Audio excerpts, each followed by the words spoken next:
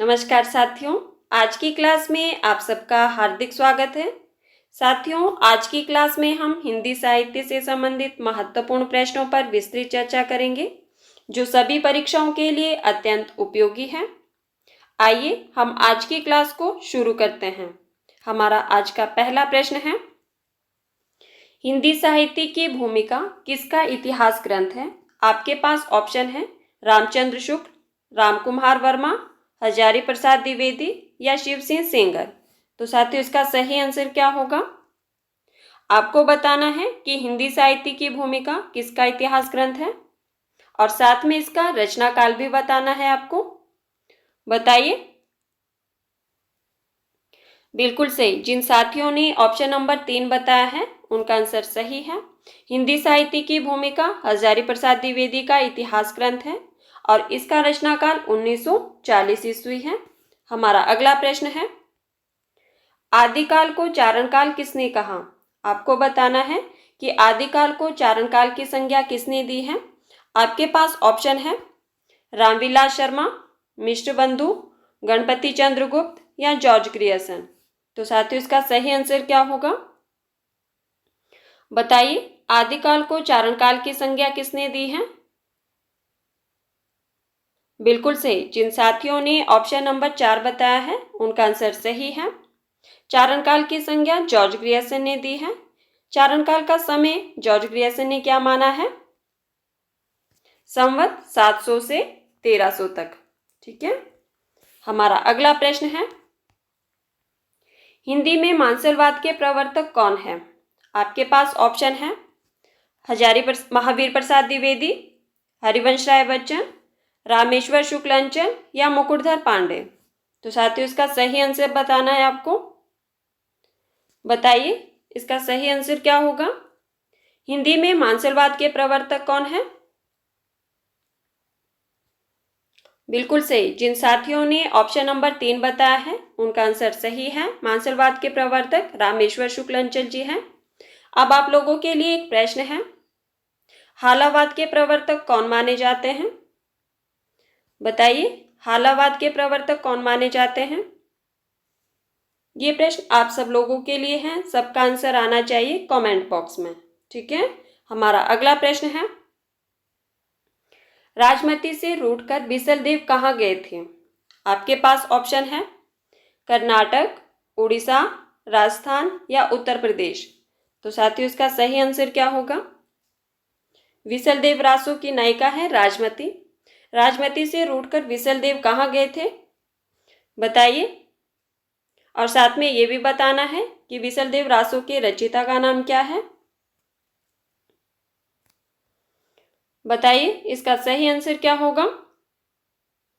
बिल्कुल सही। जिन साथियों ने ऑप्शन नंबर 2 बताया है उनका आंसर सही है। राजमती से रूठकर विसलदेव उड़ीसा गए थे और विसलदेव रासो के रचयिता का नाम क्या है? नरपति नाल। ठीक है। हमारा अगला प्रश्न है, सतरंगे पंखों वाली रचना के रचनाकार कौन है? आपको बताना है कि सतरंगे पंखों वाली एक रचना है, इसके रचनाकार कौन है?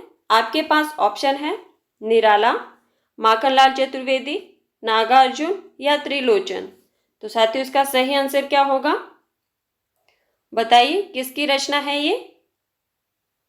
सतरंगे पंखों वाली किसकी रचना है? बिल्कुल सही। जिन साथियों ने ऑप्शन नंबर 3 बताया है उनका आंसर सही है। यह रचना जो है वो नागार्जुन की है और इसका समय 1959 ईस्वी है। हमारा अगला प्रश्न है, हिंदी का प्रथम सूफी कवि कौन है? आपको बताना है कि हिंदी का प्रथम सूफी कवि किसे माना जाता है।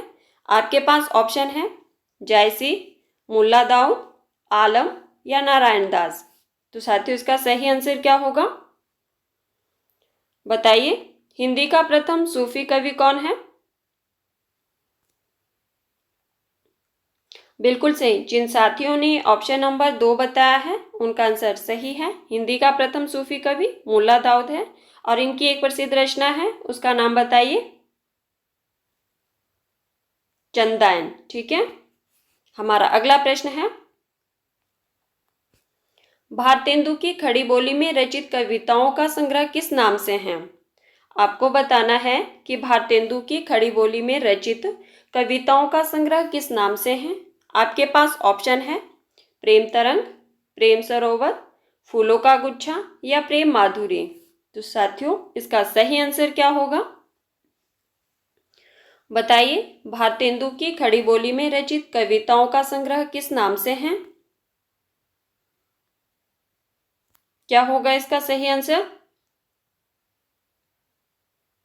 बिल्कुल सही। जिन साथियों ने ऑप्शन नंबर 3 बताया है उनका आंसर सही है, फूलों का गुच्छा। ठीक है, और इसका समय क्या है? 1882 ईस्वी। हमारा अगला प्रश्न है, रामनरेश त्रिपाठी कृत खंडकाव्य की संख्या है। आपको बताना है कि रामनरेश त्रिपाठी के जो खंडकाव्य है उसकी संख्या कितनी है।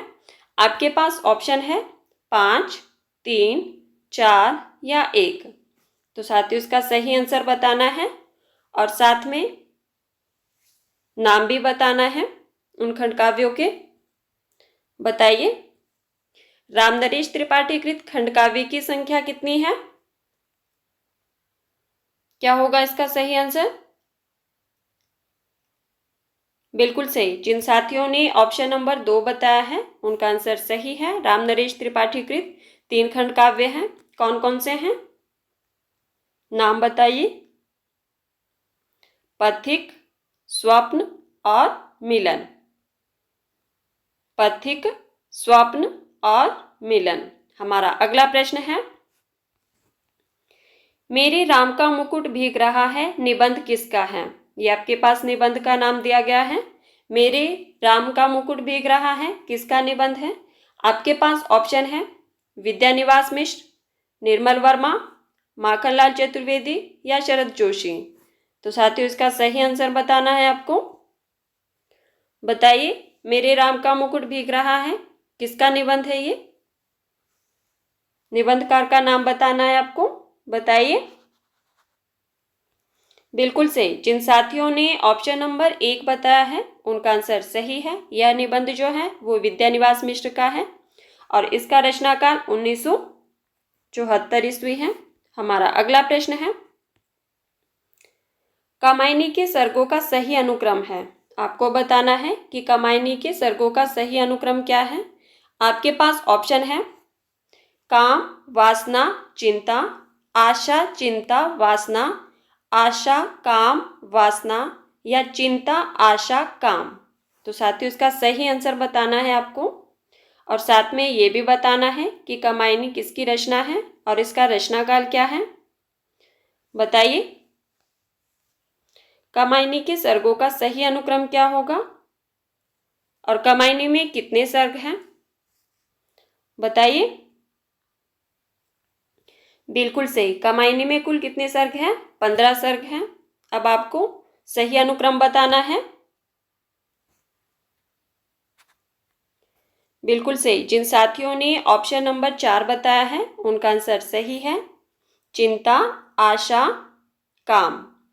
वहाँ वैसे तो वहाँ पे श्रद्धा भी आएगा, पर जिस हिसाब से इन्होंने ऑप्शन रखी है तो हमारा सही आंसर होगा ऑप्शन नंबर 4। ठीक है। अब आपको बताना है कि कामायनी के रचनाकार कौन है, किसकी रचना है ये? जयशंकर प्रसाद की। ठीक है, और इसका समय है 1935 ईस्वी। कई बार प्रश्न आता है कि कामायनी का पहला सर्ग कौन सा है, तो चिंता, और कामायनी का अंतिम सर्ग कौन सा है? बताइए, कामायनी का अंतिम सर्ग कौन सा है? आनंद। हमारा अगला प्रश्न है, महादेवी वर्मा की रचना नहीं है। आपको बताना है कि महादेवी वर्मा की रचना नहीं है। आपके पास ऑप्शन है निहार, चंद्रकिरण, दीपशिखा या नीरजा। तो साथियों, इसका सही आंसर क्या होगा? बताइए, कौन सी रचना महादेवी वर्मा की नहीं है? अगर यह रचना महादेवी वर्मा की नहीं है तो किसकी है, साथ में ये भी बताना है। बताइए। जो साथी पहली बार चैनल पर आए हैं प्लीज़ चैनल को सब्सक्राइब कर देना ताकि आने वाली हर वीडियो की नोटिफिकेशन आप तक पहुंच सके। बताइए। इसका सही आंसर क्या होगा? बिल्कुल सही। जिन साथियों ने ऑप्शन नंबर 2 बताया है उनका आंसर सही है। चंद्र किरण जो है वो महादेवी वर्मा की रचना नहीं है। किसकी रचना है ये? बताइए। रामकुमार वर्मा की। चंद्र किरण रामकुमार वर्मा की 1937 ईस्वी की रचना है। अब हम बात करते हैं कि निहार का रचना काल क्या है। निहार महादेवी वर्मा की रचना है 1930 ईस्वी की, और दीपशिखा 1942 ईस्वी की है महादेवी वर्मा की, और नीरजा 1934 ईस्वी की है। हमारा अगला प्रश्न है, नीम के पत्ते किसकी रचना है? आपको बताना है कि नीम के पत्ते किसकी रचना है।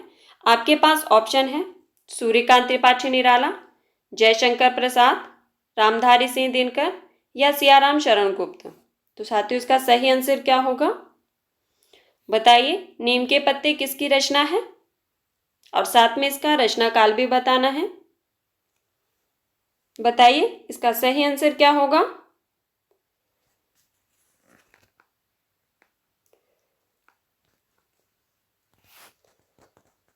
बताइए इसका सही आंसर क्या होगा?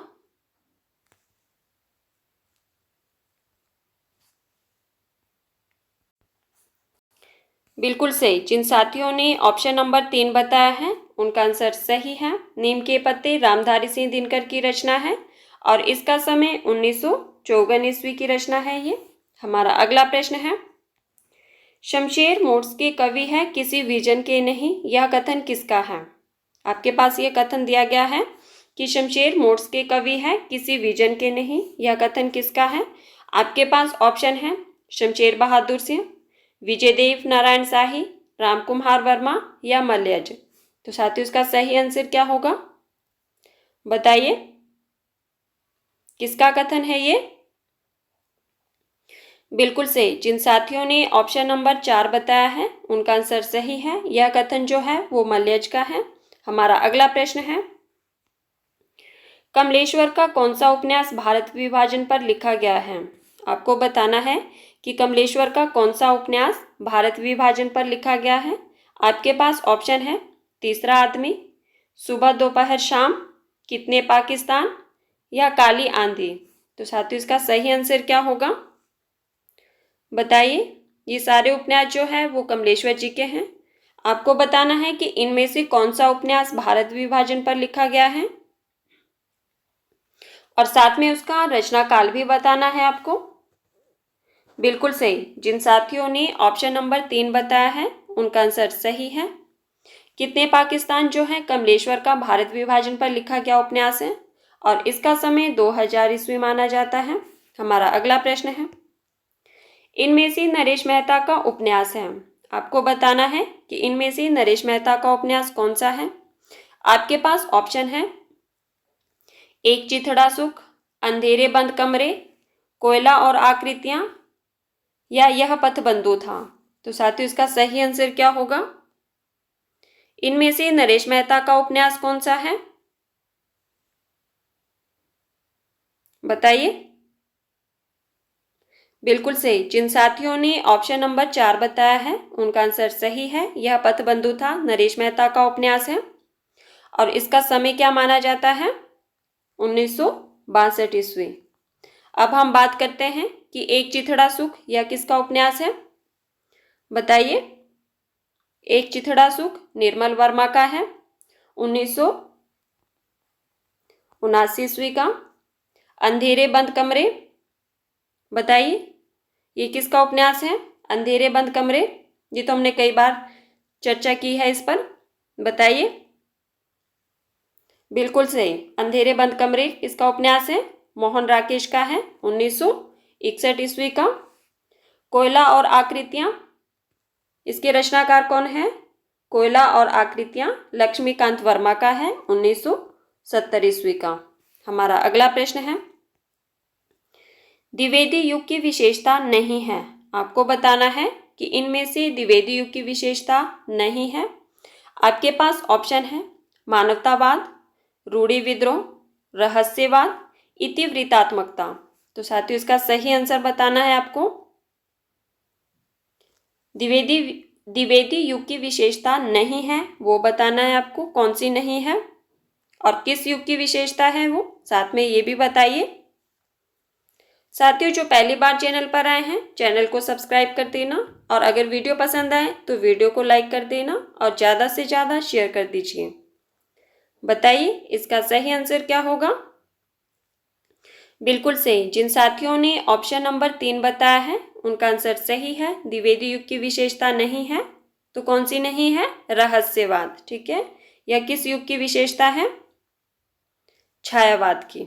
हमारा अगला प्रश्न है, पथिक का रचनाकाल क्या है। आपको बताना है कि पथिक का रचनाकाल क्या है। आपके पास ऑप्शन है 1918, 1920, 1927 या 1929। तो साथियों इसका सही आंसर क्या होगा, बताइए। पथिक का रचनाकाल क्या होगा और किसकी रचना है ये, अभी हमने ऊपर चर्चा की थी, बताइए। बिल्कुल सही, जिन साथियों ने ऑप्शन नंबर 2 बताया है उनका आंसर सही है। पथिक का रचनाकाल 1920 ईस्वी है। किसकी रचना है ये, रामनरेश त्रिपाठी की। हमारा अगला प्रश्न है, ज्यादा अपनी कम पराई किस विधा की रचना है। आपको बताना है कि ज्यादा अपनी कम पराई किस विधा की रचना है। आपके पास ऑप्शन है यात्रा वृतांत, संस्मरण, रेखाचित्र या जीवनी। तो बताइए साथियों इसका सही आंसर क्या होगा, किस विधा की रचना है ये।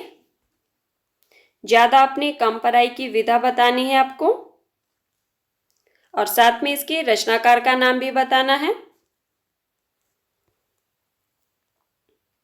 बिल्कुल सही, जिन साथियों ने ऑप्शन नंबर 2 बताया है उनका आंसर सही है। यह एक संस्मरण विधा की रचना है। किसकी रचना है ये, उपेंद्रनाथ अश्क की।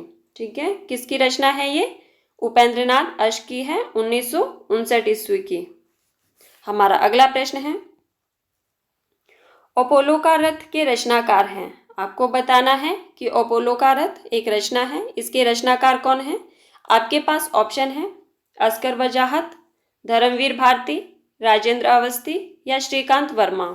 तो साथियों इसका सही आंसर क्या होगा और साथ में इसकी विधा भी बतानी है आपको, बताइए किसकी रचना है ये और किस विधा की रचना है। बिल्कुल सही, जिन साथियों ने ऑप्शन नंबर 4 बताया है उनका आंसर सही है। अपोलो का रथ श्रीकांत वर्मा की रचना है और किस विधा की रचना है, तो यह एक यात्रा वृतांत है, 1973 ईस्वी का। श्रीकांत वर्मा का अपोलो का रथ एक यात्रा वृतांत है। हमारा अगला प्रश्न है, सुभद्रा कुमारी चौहान पर आधारित जीवनी है। आपको बताना है कि सुभद्रा कुमारी चौहान पर आधारित जीवनी कौन सी है। आपके पास ऑप्शन है कलम का मजदूर, मिला तेज से तेज, शिखर से सागर तक या मनीषी की लोक यात्रा।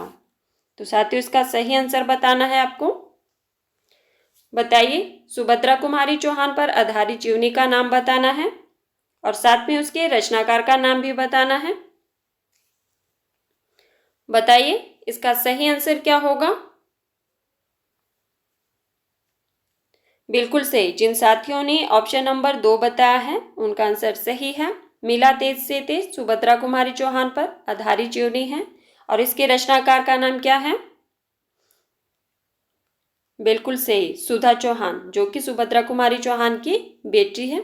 सुधा चौहान उन्होंने यह जीवनी लिखी है, मिला तेज से तेज, जो कि सुभद्रा कुमारी चौहान पर आधारित जीवनी है। तो साथियों ये थे आज के हमारे कुछ महत्वपूर्ण प्रश्न जिन पर हमने चर्चा की। अगर वीडियो पसंद आए तो वीडियो को लाइक कर देना और ज़्यादा से ज़्यादा शेयर कर दीजिए। धन्यवाद, मिलते हैं अगली क्लास में।